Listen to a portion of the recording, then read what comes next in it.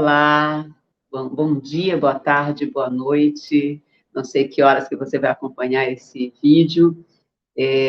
Trata-se da Janela da Alma. Janela da Alma é uma série que faz parte de um projeto chamado Casa da Aurélia, que é um projeto que eu estou realizando já faz algum tempo. Eu me chamo Marta Aurélia e sou artista, sou jornalista, e, principalmente, eu estou aqui nessa Janela da Alma, querendo muito, muito, muito, muito me conectar com as minhas raízes, me conectar com a minha ancestralidade e me conectando com toda essa coletividade que, que é configurada com tantos povos originários, né?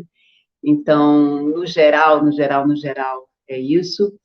E aqui eu sou muito grata de estar podendo, assim, fazer essa série aqui no canal da revista Lugar de Vistas, que é conduzida pela Roberta Bonfim, essa pessoa incrível, maravilhosa. Então, sou muito grata e estou, assim, muito ansiosa, porque essa pessoa que eu convidei para estar com a gente hoje fazia muito tempo, e tem tudo a ver a presença dele hoje aqui. Vamos logo, que eu já estou aqui muito ansiosa.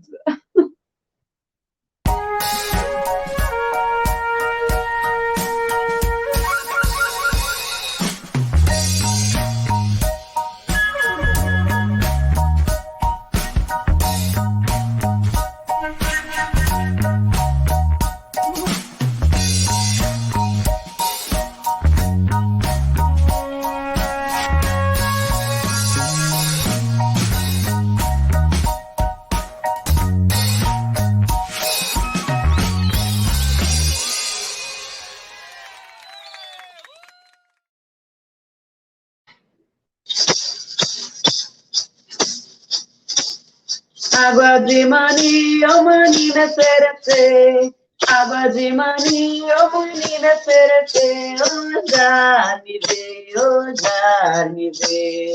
Água de mani, oh menina serete, água de mani, oh menina serete, água de mani, oh menina serete, água de mani, oh menina serete, oh já me vê, oh já me vê. Água de mani, oh menina serete, água de mani, oh menina serete, água de mani, oh menina serete, água de mani, oh menina serete.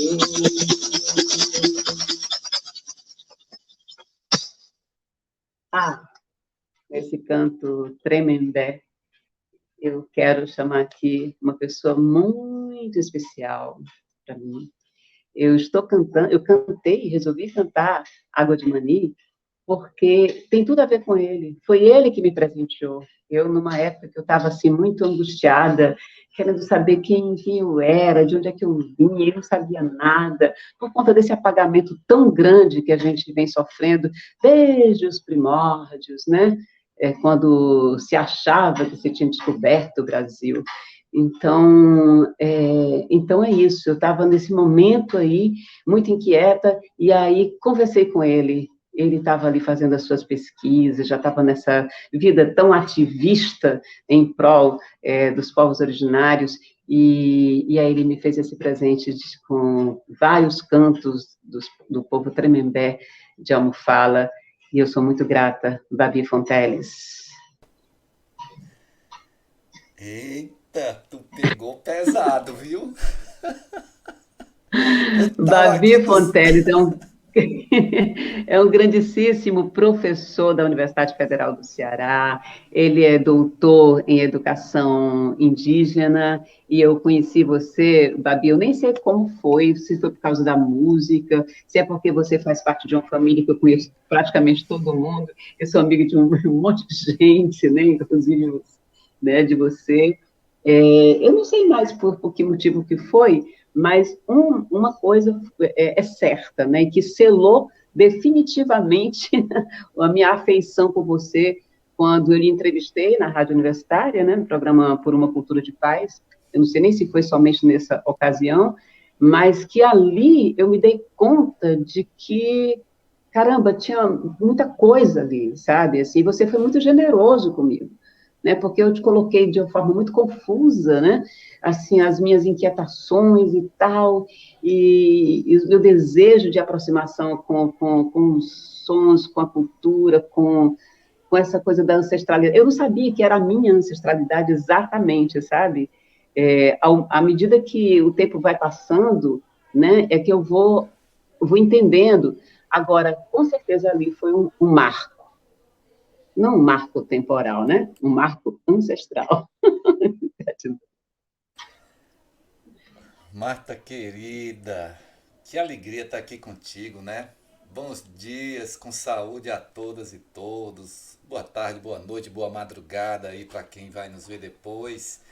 Quando eu comecei te dizendo que tu pegou pesado, é que quando tu começaste, né, a tocar o maracá e puxar essa canção, né, Água de Manim, eu me reportei a algumas coisas, inclusive assim um momento em que eu ouvi essa música pela primeira vez, né? E eu senti o peso da emoção, sabe? Assim, como se eu tivesse voltado assim no tempo, né? Há algumas décadas quando eu vi a primeira vez, tá?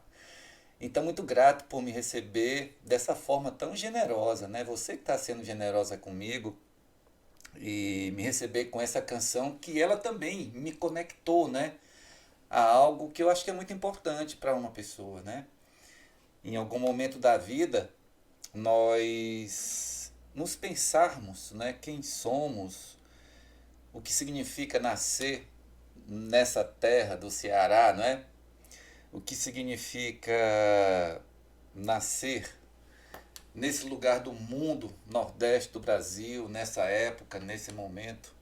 Então, essa canção, Água de Manim, que pertence, né, ao cancioneiro do Torém, do povo Tremembé de Almofala. É uma dança coletiva, uma dança que tem muito tempo de existência, a gente não sabe quanto, mas provavelmente séculos de existência, e que chegou através do povo Tremembé, né, exatamente até hoje, passando de geração em geração.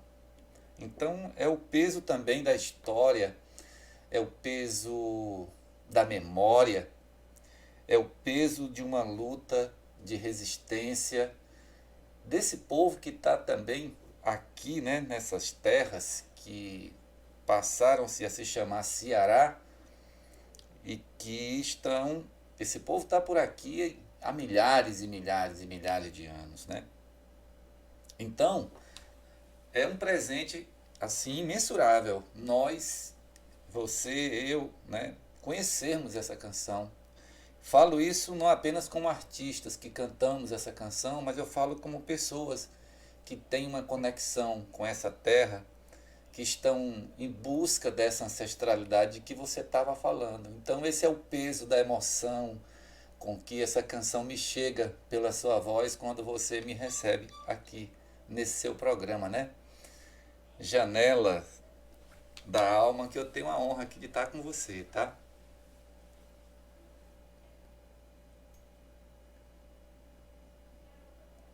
O teu microfone, Marta. O microfone, eu acabei de ligar. É porque eu acho esse gerenciamento, né, que técnico, eu estou ainda em aprendizado. São os novos cenários, né? Babi, Sim, é exatamente, né? faz parte. A gente tem sido levada a fazer isso intensamente, né? Cotidianamente. Daqui a pouco a gente vai falar um pouco sobre esse momento agora, esse período, desde o dia 9 de agosto, né? E que termina agora no dia 9 de setembro. Isto é, né? Se não se prolongar por alguma razão, alguma grande inspiração que pode acontecer numa coisa que se dá de forma tão orgânica, né? Tão colaborativa, como se trata da JOPOI, que é as Jornadas Povos Indígenas e Universidades, que você está aí à frente já desde o começo, né? Então, assim, mas voltando só um pouquinho ainda lá, no início do nosso encontro, né?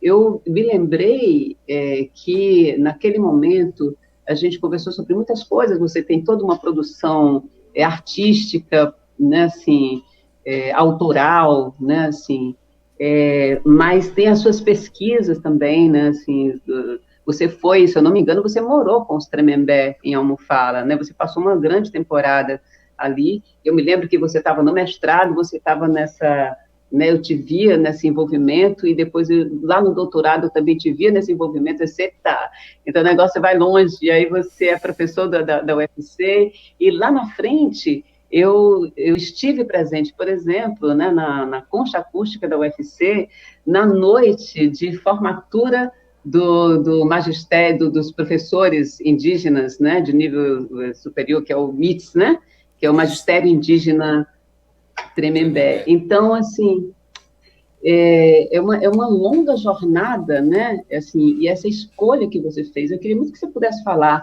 é, é, por que essa escolha, por que você escolheu justamente esse caminho, né, fazer a pesquisa, a sua pesquisa, e é um projeto de vida, né, porque se é tanto tempo, né, e tão profundamente, tão amplamente, tem a ver com a tua ancestralidade também, tem a ver com o quê? Se você puder falar um pouco A sobre primeira coisa que eu te falo é que eu não sei se eu escolhi esse caminho ou esse caminho que me escolheu, né?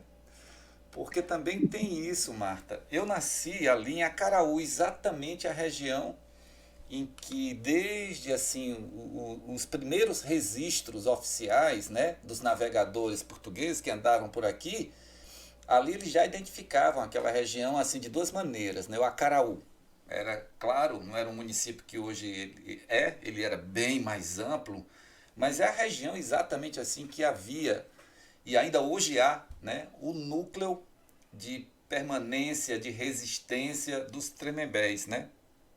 E eu nasci ali. E o interessante é que, por exemplo, eu nasci já na cidadezinha de Acaraú e não, por exemplo, na praia de Espraiado, que é uma dessas praias belíssimas que aquela região tem, uma dessas praias, né, ancestrais dos Tremembés, dos nativos. Desde o primeiro momento eles são chamados de tapuios ali, ainda nos primeiros mapas do século XVI, quando os portugueses que não, os cartógrafos não entendiam a língua Tremembé, eles não falavam tupi-guarani, nem o nhenengatu, né? Eles falam uma outra língua e como não são do tronco tupi-guarani, então o cartógrafo, quem estava registrando, o marinheiro, não entendia a língua dele. Então vai chamar de tapuio. Tapuio significa língua travada. Travada para ele, coitado, que não entendia aquela língua daquele povo, né? Que são depois nos mapas do século XVII, né? Começa a aparecer o nome Taramebés. Por exemplo, no mapa do cartógrafo Albernaz, de 1629. Aí já aparece assim no mapa. Olhe bem, 1629. Província dos Taramembés de Guerra. E aí chama a atenção esse mapa. Um mapa de 1629, Portugal, chamar de província aquele território. 1.000 quilômetros. Vai do Rio Açu, que separa o Ceará do Rio Grande do Norte, até o Rio Gurupi, que separa o que hoje é o Maranhão do Pará. 1.000 quilômetros, está lá escrito assim em cima, província dos Taramembés de Guerra. Então, eu nasci naquela região. E com 8 anos, minha mãe me ensinou a fazer mocororó, que é uma bebida típica que os tremembés ainda hoje fazem, principalmente na época do caju, né? Daqui a pouco a gente vai entrar. Mês de setembro, outubro é o mês do caju. É um mês muito especial, ainda hoje, para as pessoas daquela região.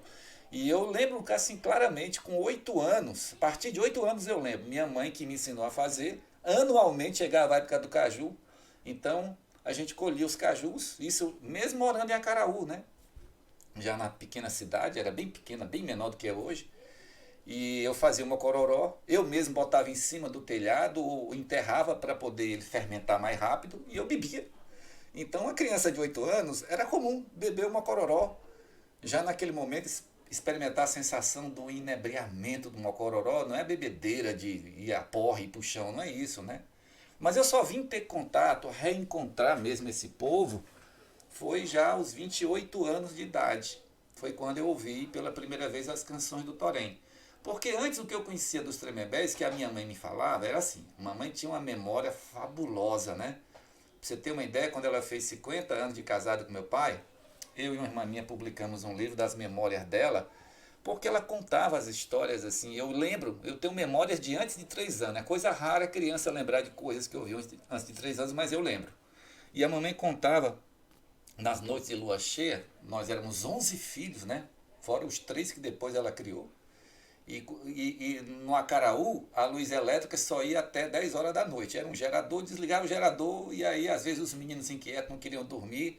E nas noites de lua cheia, a mamãe levava a gente para o quintal, para o terreiro da casa e contava as histórias. E eu deitadinho no colo dela, eu era o menorzinho, né, o caçula dos 11, e ela contava as histórias. Então, algumas daquelas histórias, cheguei depois na adolescência e juventude, me pareciam lendas. Não tinha aquele contexto das coisas que ela falava dos antigos, né? Mas ela falava do naufrágio do trisavô dela, que chamava Antônio Alves de Melo.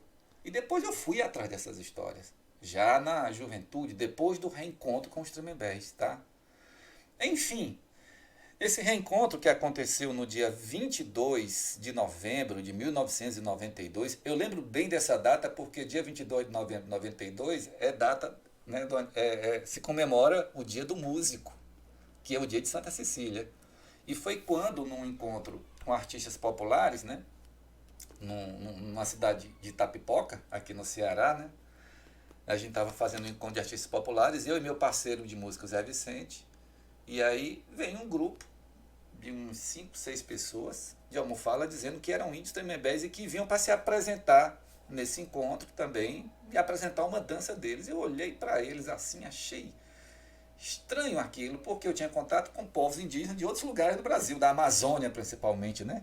Eu achei eles muito parecidos com o lado da família da minha mãe, que a família da minha mãe, né, que é uma mestiçagem de nativos que moravam ali nesse praiado, né, portanto tremembés, com portugueses que foram náufragos, né, meu tetravô, Antônio Alves de Melo. Então tem o biotipo, assim, o espectro é bem amplo, tem de gente loura dos olhos verdes até moreninha do cabelo preto liso, assim, desses bem do biotipo tremembé, né, também.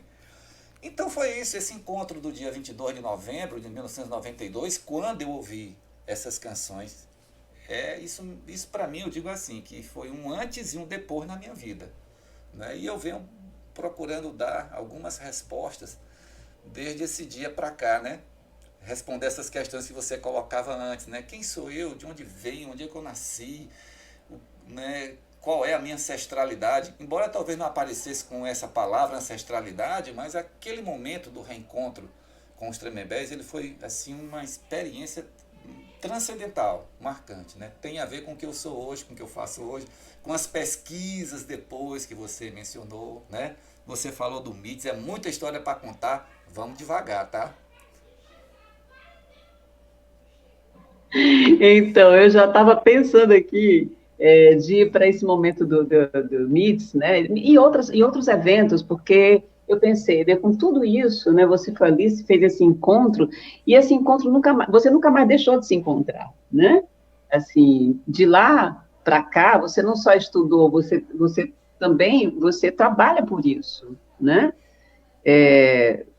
Você age, né? Todo o teu tempo me parece que está tomado, pelo menos agora, está totalmente tomado por isso, que é impossível realizar um evento como a Jopói sem estar inteiramente, né? Eu fico pensando assim, gente, ele é onipresente, ou como é que ele dá conta?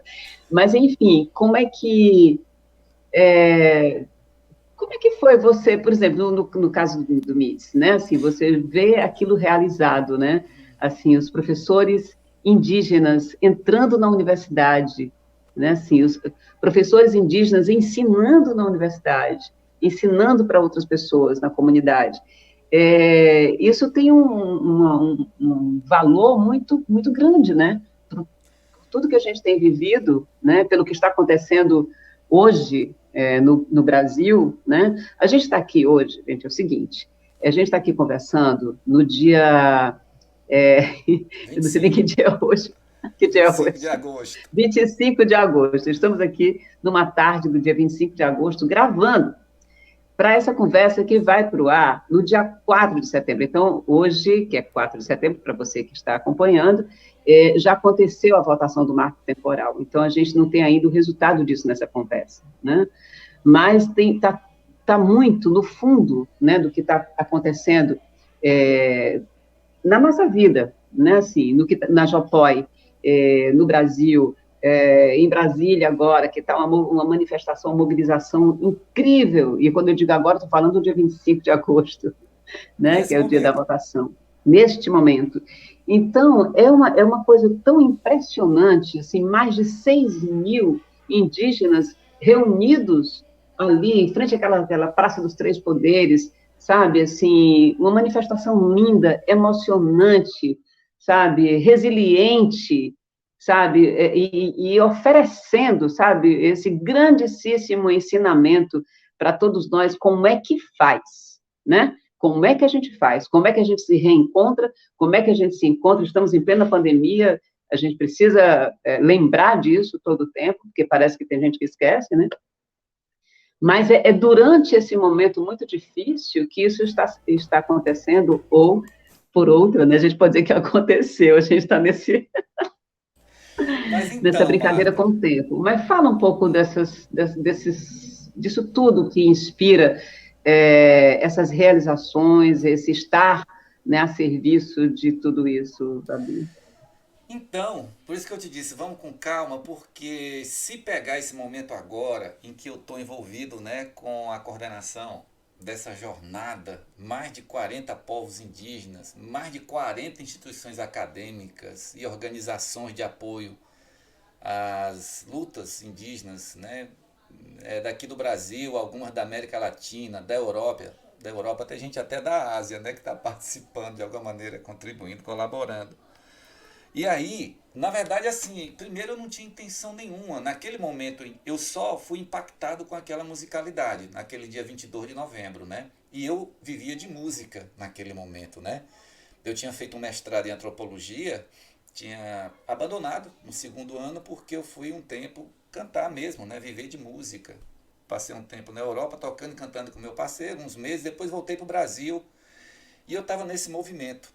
Então foi nesse contexto, como músico, que eu reencontrei os Tremembés. Eu digo reencontrei porque aí tem uma dimensão também espiritual disso que depois eu me dei conta, né?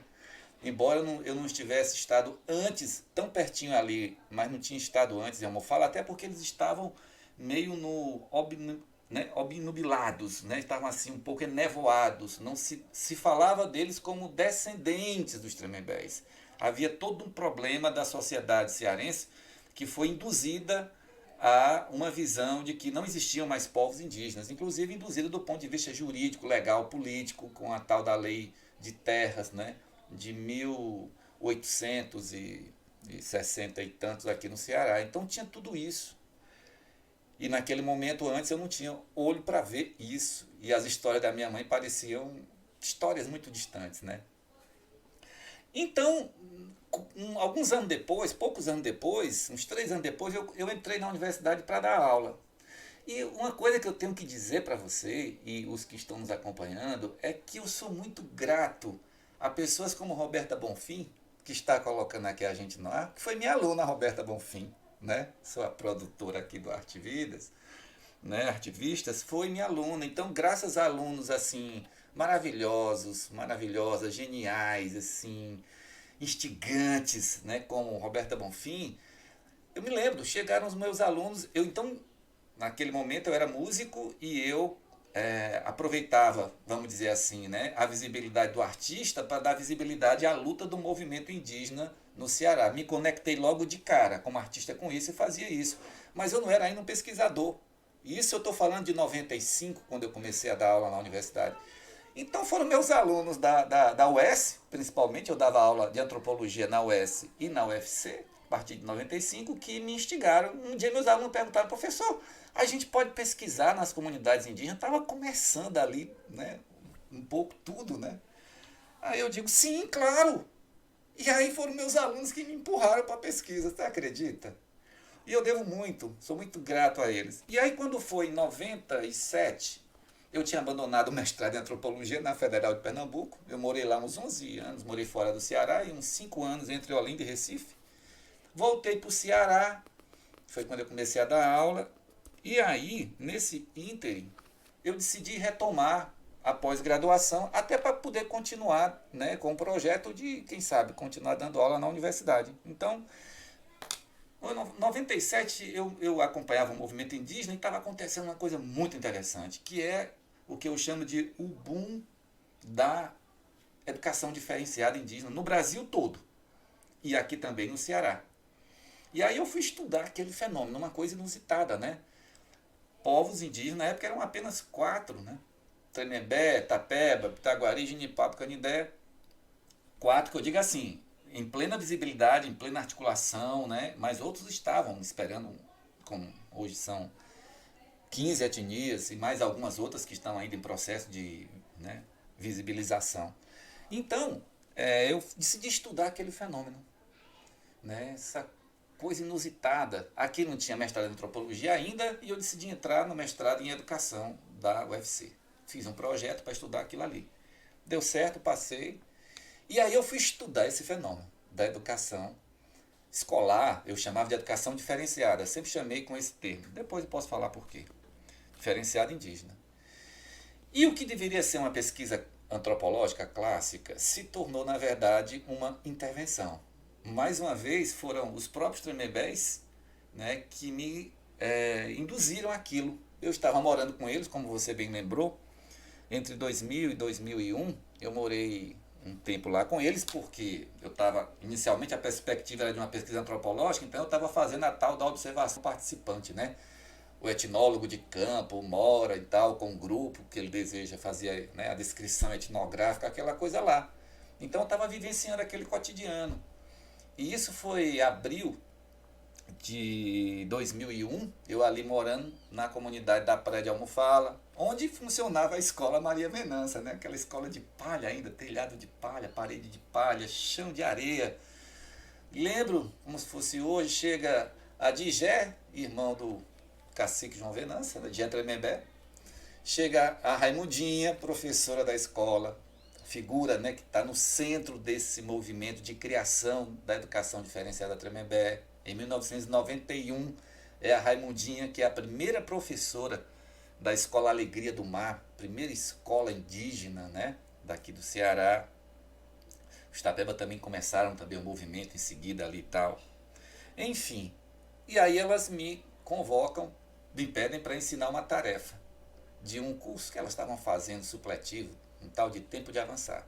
E ali começa um diálogo de eu perguntar: por que vocês não criam um curso próprio de vocês, específico? E elas olharam assim para mim: a gente pode? Eu digo: e não pode não. E ali começou tudo. Isso foi 2001, maio, já começamos então. Isso teve todo um diálogo com as comunidades tremembés, com a comunidade toda se apropriando dessa questão de discutir um projeto de formação dos seus professores. O que ensinar, como ensinar, quais conteúdos, quais metodologias. Para mim, eu digo na tese de doutorado, esse é o bilinguismo. Bilinguismo, né, é falar a própria língua, né, do seu mundo ad intra, mas também do mundo do outro. Nesse caso, o mundo da academia, o mundo da educação formal, que não é próprio, não é originário da cultura deles. Então eles foram se apropriando disso tudo com muita competência. E aí, imagina, um curso, não dá para contar aqui, mas de iniciativa da própria comunidade, que aconteceu na própria comunidade e que algumas disciplinas só poderiam ser ministradas por sábios da tradição da própria comunidade. Gente como João Venança, Luiz Caboclo, Agostinho Tuxaua, Zé Biinha, que não sabiam escrever nem ler e que eram docentes desse curso, né? E aí depois, em 2006, começamos o nível superior, mais desafiante ainda, porque foi a revelia da universidade, né? Esses dois cursos, nenhuma agência de educação foi responsável por eles. O MITES, que é o curso de Magistério Indígena Tremembé Superior, né, ele começou em 2006, a universidade apenas em 2008, 2 anos depois, é que tomou conhecimento formal da existência, quando a gente conseguiu aprovar os recursos junto ao MEC e tal. E o legal é que a universidade, ela reconheceu tudo que havia sido feito integralmente. Isso foi muito bonito. Inclusive, essa coisa, né, de tem disciplinas da cultura específica que ninguém pode ensinar, só os próprios sábios da tradição. E a UFC ainda remunerou. Eu digo isso porque eu fui o gestor financeiro, né? Fui o coordenador desses cursos. E a gente mandava pagar o mesmo valor hora-aula de um doutor para um João Venância, um Luiz Caboclo e outros Tremembés que deram aula lá. Isso eu acho uma das maiores conquistas que a gente fez nesse curso, né? Esse reconhecimento mesmo assim para valer. E aí, para concluir, eu tive envolvido com isso, e isso eu considero, Marta, uma poesia, uma canção. Tem gente que me pergunta, tu desapareceu dos palcos, tu deixou de ser músico? Eu digo, nunca. Mas eu aprendi com o Nietzsche que a verdadeira obra de arte é a vida, e não esses produtos terminais da semiotização da vida, como diz o Nietzsche. O Nietzsche diz que o balé, a música, né, e outras chamadas artes são produtos finais dos processos de semiotização da vida. A vida é que é a verdadeira obra de arte. Então eu estava fazendo arte com a vida, com conceitos, com teorias, com política pública, com gestão, aprendendo coisas que eu não sabia fazer, né? Então foi isso. E aí a Jopói, que você vai certamente perguntar daqui a pouco, de alguma maneira ela é uma continuidade desse movimento dos quais os Tremembés são protagonistas. Lá em 91, a Raimundinha, quando começa a Escola Alegria do Mar, ela não tinha noção nenhuma do que ia acontecer depois, como eu também não tinha noção. Quando eu comecei a pesquisar lá em 97, 98, eu não tinha noção que a gente ia chegar onde a gente chegou, não é? Em poucos anos depois, criar um curso de nível superior, que tem o nome dos próprios Tremembés, curso de Magistério Indígena Tremembé Superior, que formou a primeira turma em 2013, que foi reconhecido, passou pela avaliação do INEP, MEC. Então, é muita história para contar, mas para dizer que a Jopói, de alguma maneira, ela é a continuidade desse movimento que vem caminhando há tempos, né?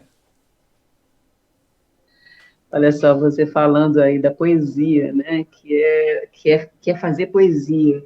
Eu me lembro que quando eu estava fazendo o programa Por uma Cultura de Paz, que eu entrevistei você nele, aliás, você e seus parceiros, o Zé Vicente, algumas vezes também, seus familiares, Bené Fonteles e outros, Tim, a enfim. Ana, a Zezé Fonteles. Pois é, e essas pessoas que são muito. Na verdade, você tá aí, são duas famílias, na verdade, que eu estou sempre confundindo, porque são Fonteles para lá, Fonteles para cá, e todos são muitos, e eu conheço muitos de cada família. Eu nem sei se elas se cruzam em algum momento. Mas olha só, aconteceu comigo também de me perguntarem, porque naquele momento estava tão intenso fazer aquilo, que eu estava muito voltada. É como você se voltar para uma obra mesmo, né? Então, qualquer artista, quando se volta sei lá, o cara está preparando sua exposição, né? Ele se volta para aquilo, fica concentrado naquilo. E eu, concentrada naquilo, me perguntava muitas vezes: você não está fazendo mais teatro? Você não está mais cantando? Você não tá... Eu disse, gente, mas eu nunca parei de fazer. Mas eu penso que isso, e isso também, esse comentário, para a gente sempre estar linkando, né, com o tema fundador disso tudo aqui, né, que tem a ver com os povos originários, né, e a nossa ancestralidade vinculada a isso tudo, que tem essa visão muito mais integral de tudo, né? Não tem essa separação entre vida e arte como a gente tem feito nessa sociedade, né, assim, branca, né, ocidental. Então, tem meio a ver com isso, não tem, Babi? Tem, e eu te digo mais ainda. Assim, não é que eu deixasse, que eu não tivesse produzindo música. A questão é que as pessoas que não trabalharam, não tiveram vivência com essa coisa de você tentar abrir as portas da frente de uma universidade, como é a Universidade Federal do Ceará, que é muito conservadora ainda hoje. Nesses tempos eu nem vou comentar, tá? Porque nós estamos assim no momento em que a reitoria está ocupada pela lógica que a gente está combatendo e, se Deus quiser, nós vamos conseguir tirar da gestão do país. Então, nós estamos vivenciando, né, em nível micro, interno, o que é isso? Essa lógica perversa, distorcida, não é? Antiética do que é a gestão maior no país. Então, estamos vivendo dentro da UFC, em decorrência dessa outra, daquela outra, né? Que as forças dos ancestrais indígenas, leve para as águas do mar sagrado, como eles dizem, né? Então, nesse ínter eu estava produzindo, e produzindo muita coisa, em nível inclusive de música. Para ter uma ideia, eu estava fazendo aqui as contas enquanto estava falando, eu gravei 4 CDs, só com os Tremembés, para não falar depois também das outras etnias, que também nós gravamos algumas coisas. Porque eu criei com eles esse curso, o MITS, em 2006, mas em 2009 para 2010 eu criei um outro curso também com 5 etnias. Pitaguari, Itapeba, Canindé, Junipapo, Canindé e Anassé. E em 2001, além do curso de nível médio do MIT com os Tremembés, naquele mesmo ano eu criei um curso para mais 3 etnias. Na época eram as 3 etnias que estavam organizadas. Itapeba, Itaguari, Junipapo e Canindé. Então, ao longo desse processo todo, produzindo muita música. Só que não dava tempo de a gente poder fazer lançamento de disco, de CD, fazer a produção, não é, para poder fazer lançamento. Por incrível que pareça, Marta, eu vou te dizer nesse programa aqui, em primeira mão, né? Eu vou fazer aqui o anúncio oficial no teu programa. No dia 17 de dezembro do ano 2000, eu gravei com os Tremembés lá no Centro Cultural do Panã, uma das comunidades Tremembé, né? Um Torém, né? Um álbum com músicas do Torém. E nunca havia lançado. Estava aguardando o momento de fazer isso. Pensava em fazer na época CD, faltou recurso, e eu envolvido com a gestão e a criação desses cursos, né? Para poder completar o ciclo, inclusive a publicação. Já já vou pegar ali os livros que foram produzidos durante o curso de Magistério Indígena Tremembé Superior, porque nós produzimos o ciclo completo, com todos os objetivos alcançados, inclusive a avaliação do MEC, produção de material didático específico para as escolas Tremembés. E nesse ínterim, como eu te disse, nós produzimos 4 CDs. Esses dias agora, depois de 21 anos, eu subi para as plataformas o CD Torém. Se tu colocar no YouTube, tu vai ver as músicas desse álbum Torém, que foi gravado no Panã, né, com João Renança, Digé, Raimundinha. Raimundinha vai fazer a passagem dela em 2009, estava viva cantando, Zé Valdir e outros tantos mais que participaram dessa gravação, uma das mais lindas, só eles, o canto e a maraca. E a gravação, a técnica, o Tônio Vargas, meu querido amigo colombiano, na época estava casado com minha orientadora de doutorado, né, a Sandra Petit, e eu levei ele lá para a aldeia para ele poder fazer essa gravação, tá? E ficou muito legal. E aí então, finalmente subiu para as plataformas. Tá lá, tá? Torém. Povo Tremembé de Almofala. Depois tu procura lá. E aí teve mais outros, tem mais 3 CDs que eu ainda não consegui. Ah, teve um sim, que ele foi o trabalho de conclusão de curso. Vou pegar aqui já para mostrar, peraí.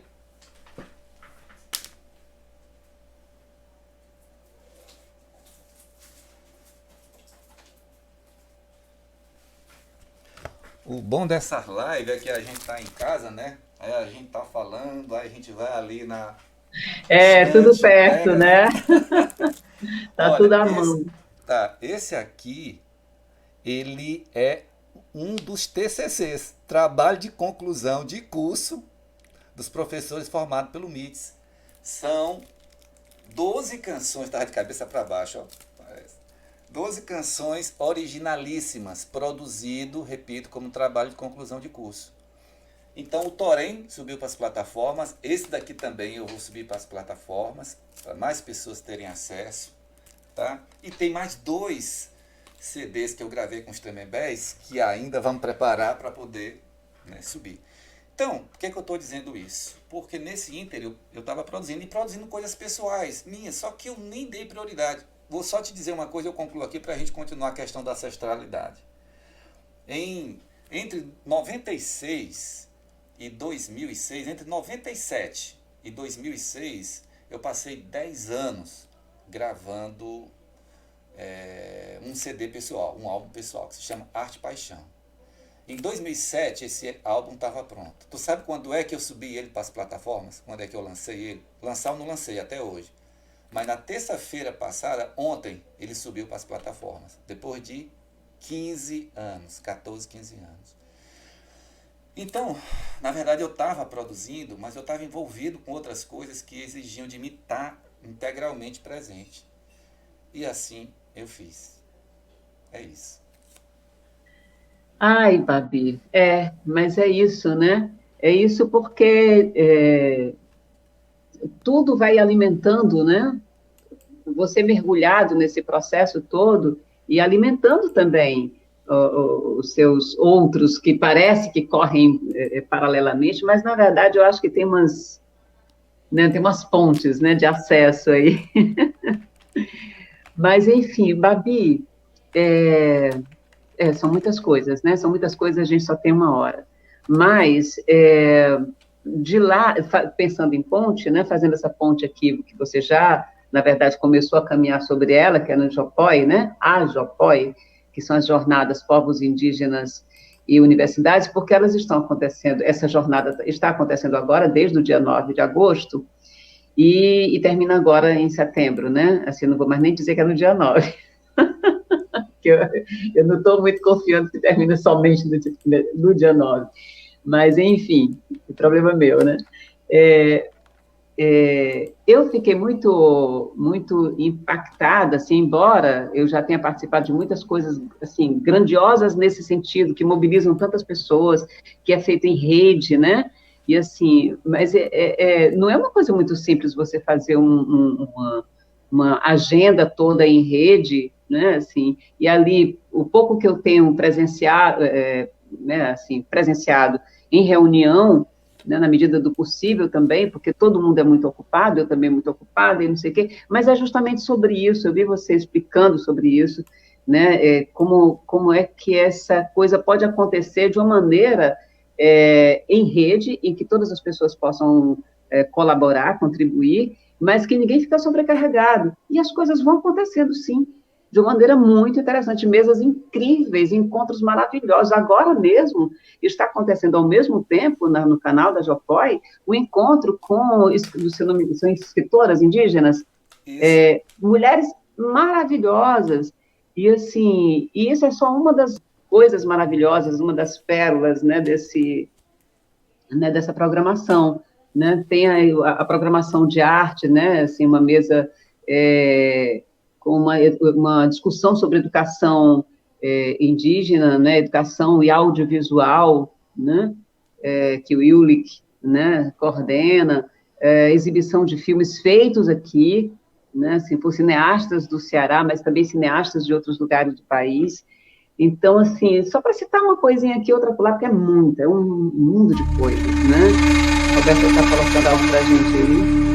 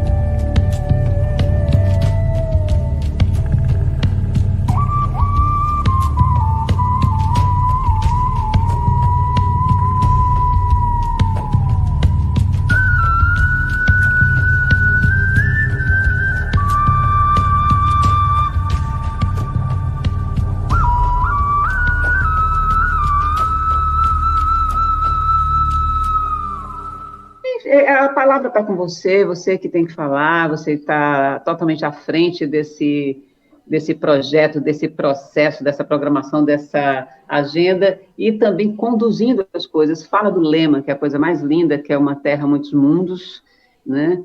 E faz um link aí realmente com essas duas temáticas importantes, demais fundamentais, que é o problema do marco temporal e da PL 490, embora hoje, no dia 4 de setembro, a gente, né, assim, a gente não pode falar do ponto de vista do resultado do que aconteceu dia 25, que é o dia que nós estamos gravando essa live. Mas como é que você reflete sobre isso? Então, deixa eu entrar no tema da ancestralidade, tá? Porque você começou, e ele é uma chave, com certeza, para a gente poder Uhum. responder a essas questões que você começou falando, né? Desse encontro comigo, que ele suscitou em você, né? Ele lhe afetou no sentido de você pensar, né, mais isso aí da sua própria ancestralidade. E você vai se conectar pela música com isso, está fazendo isso ainda hoje, né? E olha só, uma coisa é que a gente pode entender a ancestralidade sob diversos pontos de vista. Existem várias, vamos dizer assim, né, diversas concepções do que seja isso. Tem gente que ao falar de ancestralidade acha que é uma coisa do passado, necessariamente, e aí eu costumo dizer que o passado ele é tão fictício quanto o futuro. Em que sentido, né? O passado é tão fictício quanto o futuro? É porque nós podemos, vou falar assim, manipular os elementos do passado a partir do presente de formas muito diferentes, com objetivos muito diferentes, inclusive com visões muito diferentes, né?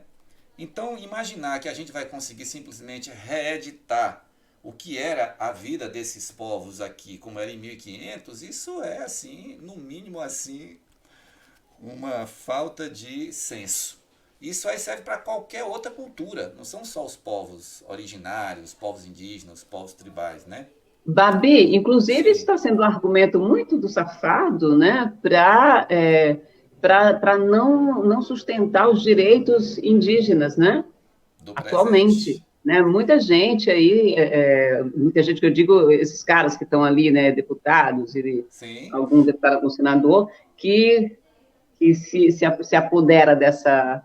não são mais índios porque usam celular, Exatamente, porque estão nas moram em redes casas de sociais, tijolo. moram em cidades e tudo mais, né? Enfim. Isso aí, do ponto de vista técnico, é uma ignorância, não é? Do ponto de vista técnico, do conhecimento é ignorância, mas a gente sabe que isso é uma manipulação política, porque por trás desses caras existem grupos políticos que se articulam com um objetivo fundamental, é o que está acontecendo agora com a tese do marco temporal ou do PL 490. A gente sabe que sempre houve um interesse muito grande sobre os territórios indígenas, por tudo que eles representam, inclusive para o capitalismo neoliberal, que é o que está por trás disso tudo, é o que está, não é, vivendo na sua forma mais radical. O capitalismo liberal é o que está na gestão hoje, né, do país, no comando político do país. Então, na verdade, é uma falácia para poder, na verdade, tentar desqualificar direitos que eles são, eu diria, milenarmente já reconhecidos, como é o indigenato. Desde a época dos romanos antigos, eles reconheciam o direito originário dos povos sobre os seus territórios. É tanto que os romanos, eles cobravam impostos, mas eles respeitavam a posse do território. Se você olhar, por exemplo, para o povo judeu na época de Jesus, é isso que acontece, não é? Eles respeitavam, inclusive, até o modo de viver. Cobravam impostos. Essa era a forma de domínio do Império Romano.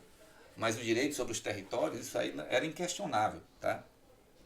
Enfim, a ancestralidade ela pode ser vista por muitos ângulos. E aí eu digo que é assim, né?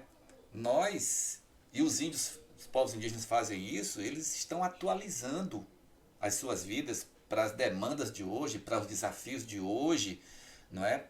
Como eu dizia antes, o bilinguismo, na minha perspectiva de visão, não é apenas falar a língua materna e a língua, o português, outra língua qualquer. Além disso, o bilinguismo é essa capacidade de transitar entre dois mundos.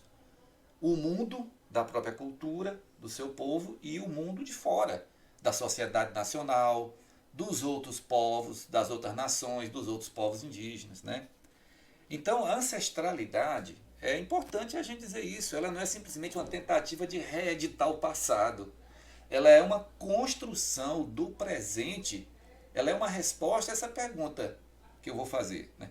O que significa ter nascido nesse lugar do mundo, chamado Ceará, nordeste do Brasil, e nessa época? Então, é a ancestralidade, né, que vai me dar uma certa resposta a respeito disso. É uma construção da própria identidade, não é?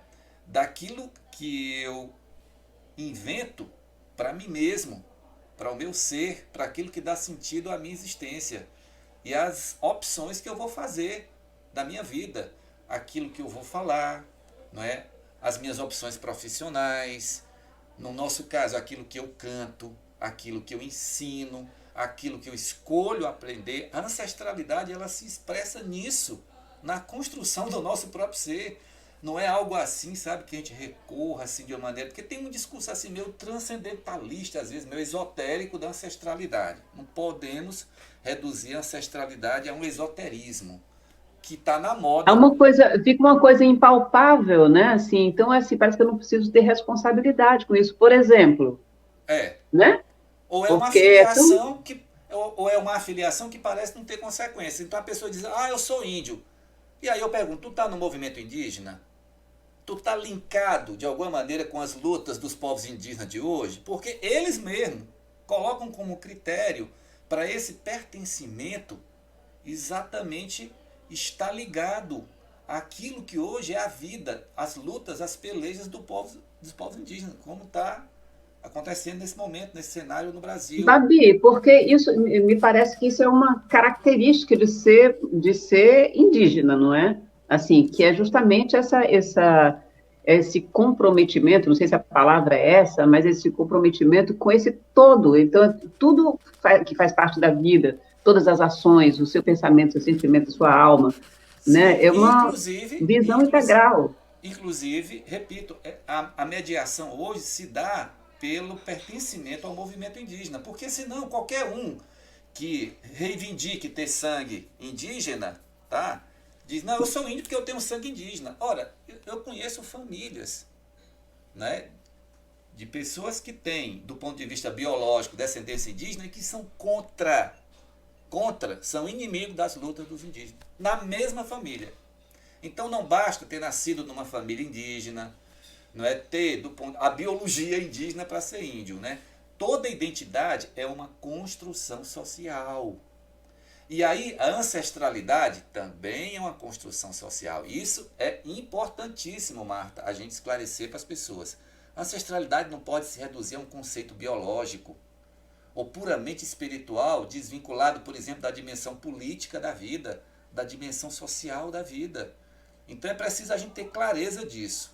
E a gente, se eu reivindico a ancestralidade indígena, então eu preciso estar ligado ao que hoje é a vida dos povos indígenas, concretamente ligado, e não simplesmente subir num palco, não é?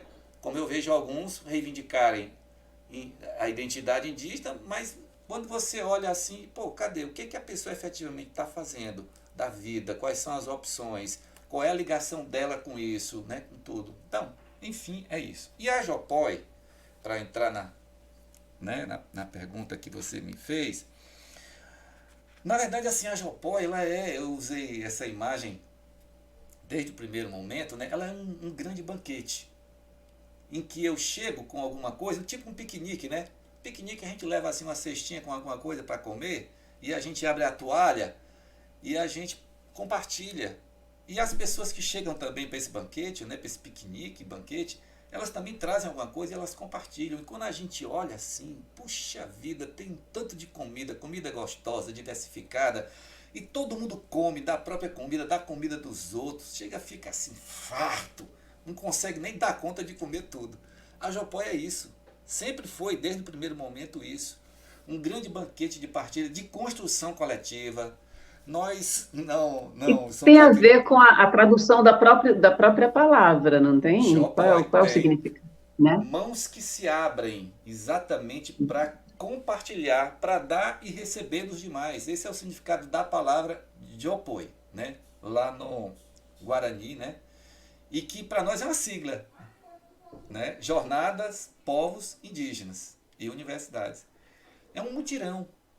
Então, o trabalho, dá algum trabalho? Dá, mas não é nada excepcional. Nem mesmo para mim, pessoalmente, que estou ligado a tudo, de alguma maneira, procurando acompanhar tudo.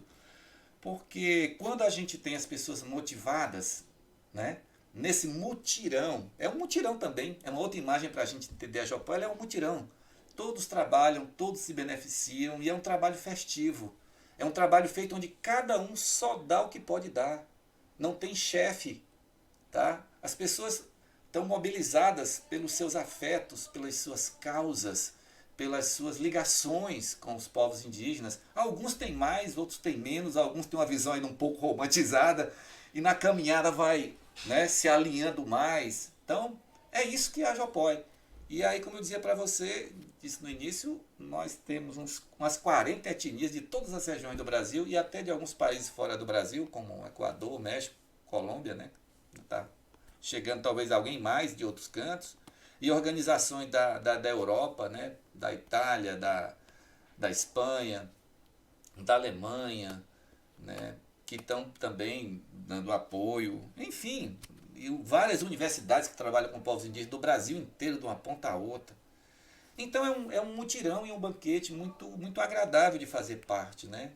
É uma coisa muito legal, e eu concluo dizer que não depende de mim, né? Eu sou um músico em meio a uma orquestra, né, de muitos músicos e de muitos tipos de instrumentos. No máximo que eu faço de vez em quando, porque tu sabe que tem orquestra que não tem nem regente, né? Tem orquestra que um dos músicos, né, o que está tocando o violino, vai lá para frente, chega no momento, ele faz lá e ele conduz, depois um outro chega e conduz a orquestra. E assim é a imagem que eu tenho da Jopói.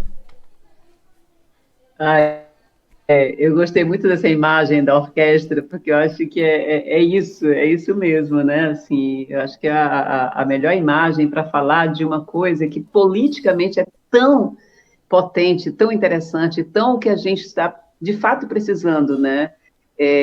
Mudar, como você falou em algum momento, né?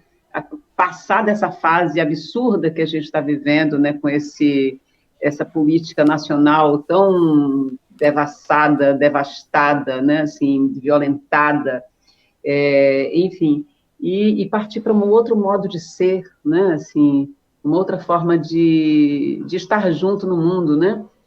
Para a gente construir mesmo, cada um com do seu tamanho, do jeito que você pode, e isso ser respeitado, essa maneira de ser de cada um ser respeitada, né? Eu vejo isso na Jopói, que é, assim, se você só tem aquele tempo que você pode se dedicar, é aquele tempo que você pode se dedicar, né? O outro pode mais, e isso vai dando certo.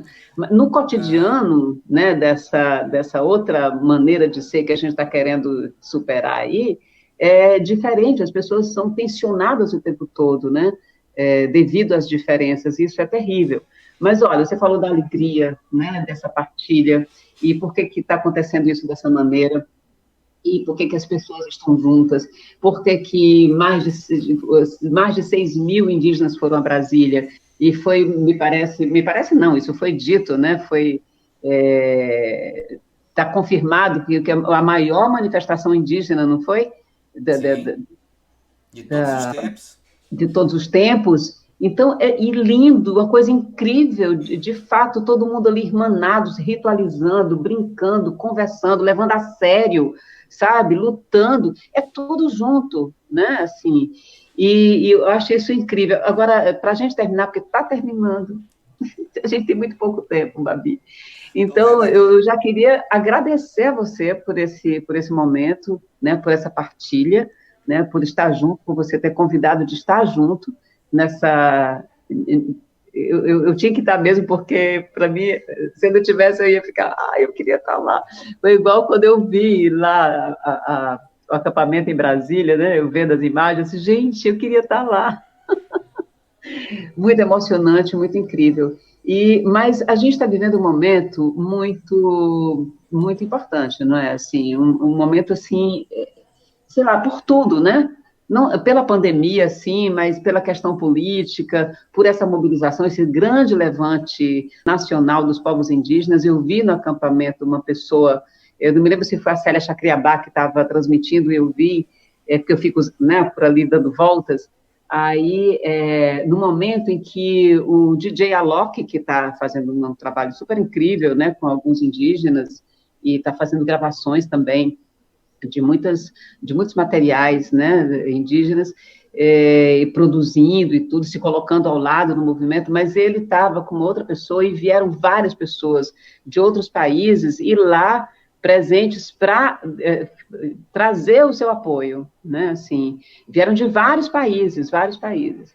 E eu fiquei vendo aquilo, assim, gente, é isso mesmo, né? A gente está vivendo esse momento nesse grande levante, nas redes sociais, né, por conta desse momento de pandemia e tudo mais, então muitas vozes, né, de vários povos, a gente pôde escutar ao mesmo tempo, assim, então, eu não sei, o que é isso que a gente está vivendo, né, como é que você olha para esse momento, né, e isso está apontando para o quê, né? E aí a gente vai finalizando, já me sentindo aqui altamente grata e te pedindo que a gente volte em algum outro momento. Então tá. Ah, e Ó, aproveita mais para o final da fala, por favor, já deixa aí referências sobre como a gente pode acessar. A gente vai estar linkado aqui, né? sim, Artivistas, Janela da Alma e Jopói, né? E a gente vai difundir isso nas nossas redes comuns, né? E etc. tá. Então, é, como que eu vejo isso? Ah, eu vejo assim com uma gratidão no coração. Tipo assim, Marta e os demais e as demais que estão nos acompanhando agora.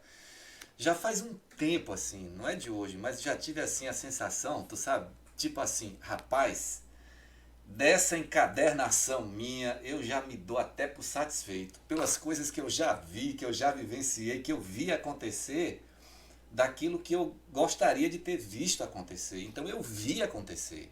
Essa coisa, por exemplo, dos Tremembé chegar no dia 6 de março de 2013, não é?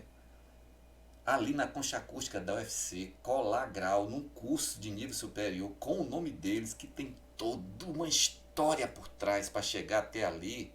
Rapaz, só isso já valeu essa encadernação. Hein? Mas eu já vi muitas outras coisas legais. Então, nesse momento, eu vejo com uma grande alegria, não é nem com esperança, é com alegria, porque eu estou vendo o que está acontecendo. Em meio às lutas, aos embates, eu estou vendo que nós, os povos indígenas, né, eles não só simbolizam, eles são um Brasil que sempre esteve, eu diria assim, borbulhando desde o primeiro momento da chegada aqui, né, dos portugueses. Não vai dar para esticar isso hoje, mas os primeiros 50 anos não foram de colonização. A gente precisa conhecer os primeiros 50 anos, quando Portugal não tinha projeto para o Brasil, e depois o que, que aconteceu quando passou a ter. Num outro momento eu falo. Mas, então, um outro Brasil que sempre esteve presente, que em algum momento tentou alçar, né, assim, até chegou perto da condução de um projeto de Brasil, mas isso não se concretizou ainda. Então esse Brasil ele continua sendo produzido. A história leva séculos para produzir as coisas, como a gente sabe. Então hoje nós estamos aqui, nesse momento, conversando, nós fazemos parte disso, Marta. Você, eu, todos os jopoianos e jopoianas, nós estamos literalmente com as nossas ações, por menores que possam parecer, fazendo parte desse momento histórico.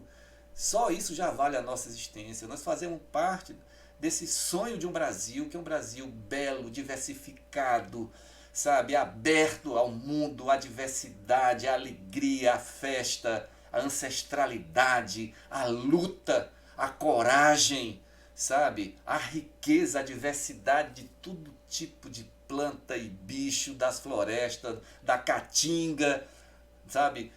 Dos mares, do cerrado. Então é isso tudo que esse movimento representa. É um sonho de humanidade que desde o primeiro momento os europeus têm. Eles achavam isso aqui o paraíso perdido. Está perdido não. Está aqui presente. Nós estamos lutando para mantê-lo. E eu acredito que a gente não vem só uma vez. Então nós estamos fazendo parte, vamos voltar outras vezes para dar continuidade a essa luta, a essa vida. Eu quero voltar cada vez assim mais corajoso, mais doado, mais poeta, mais artista, não é? Para poder cantar a vida que pulsa em meio a isso tudo, tá? E aí convido as pessoas a nos acompanharem nos links que certamente a nossa querida Roberta Bonfim vai botar aqui, né? Nessa live, dos canais da Jopoi no YouTube e também no nosso perfil da Jopoi no Facebook e no Instagram. E quero ser grato a você, né? Amei estar aqui com você nessa janela da alma. Abri um pouco da minha alma para você, mas tem mais recônditos dela, que em outro momento eu abro mais. E a gratidão também à minha querida ex-aluna Roberta Bonfim, que está aí, né, na produção do Artivistas, tá? Gratidão.